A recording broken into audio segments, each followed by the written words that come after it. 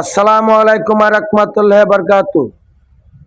আমরা এক অলির মাজারে আসছি, বাবা শাহ কামাল, 360 জনের একজন অলি, বাবা শাহজামাল। তিনি থেকে আসছে।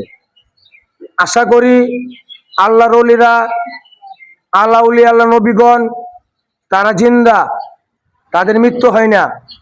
আমি আপনি আজকে মারা যাব, কালকার কেউ মনে রাখবে না। আর তাদের কথা রোজ হাসর কিয়ামত পর্যন্ত থাকবে। কেন?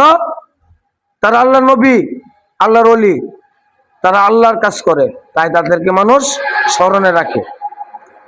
আশা করি আমার কথাগুলি বোঝার চেষ্টা করবেন।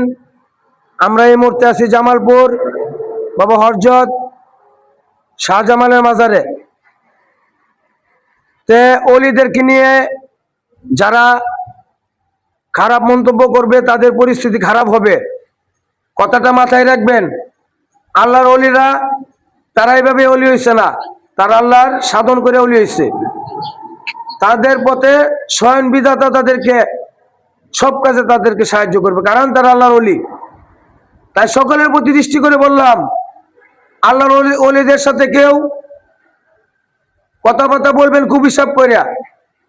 তাদের সাথে উল্টাপাল্টা করলে আপনাদের ক্ষতি হবে। কেন?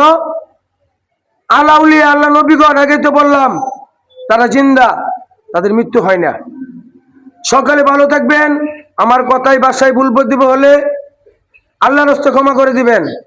খুদা হাফেজ।